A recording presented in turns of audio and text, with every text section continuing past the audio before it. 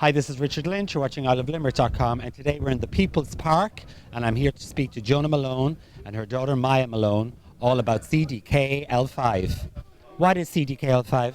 Hey Richard, CDKL5 is a rare neurological condition that causes, first of all, epilepsy, difficult epilepsy that can't be controlled with seizures, and then developmental delay. Besides that, various other things, difficulties with the children's bowels. They often don't walk, they don't talk, they can't feed themselves.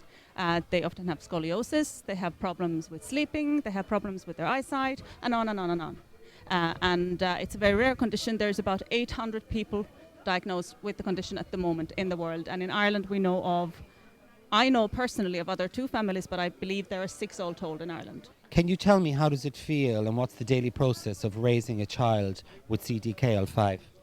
Absolutely. It's 24/7 all the time. Maya can't feed herself. Maya can't talk.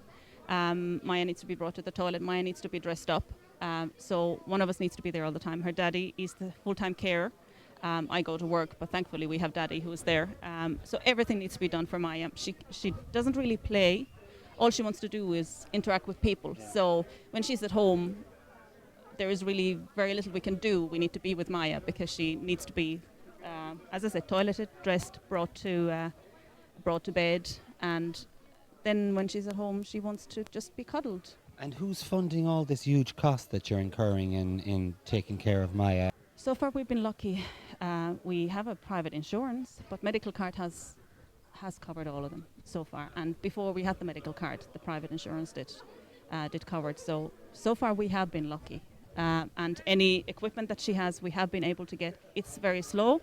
At the moment, we're on waiting for her new wheelchair. 18 months, we have been told. She's been assessed. We know which wheelchair is coming, but it's not going to be here until 18 months. So it's a long, cumbersome process.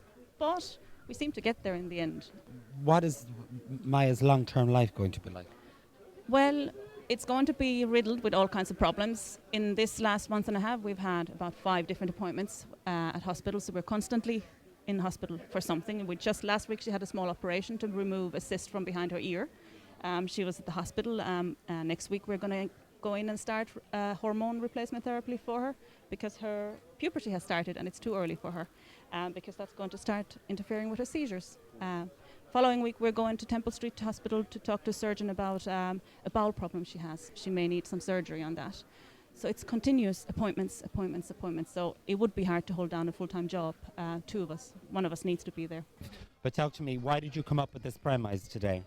Well, today is the 3rd annual CDKL5 walk, and it originally started with my colleagues from Our Lady of Lourdes, where I work, 3 years ago when I was raising awareness in June about the condition, and they thought, well, let's do something for Jana, and they organised a walk 3 years ago, where we're raising awareness of this rare condition, and because it was such a good success, we said we'll do it again. Yes. So last year we did it again, and this year we're doing it again, and a bit of a different slant. We're planting there's a tree plant in honor of CDKL5 in the park.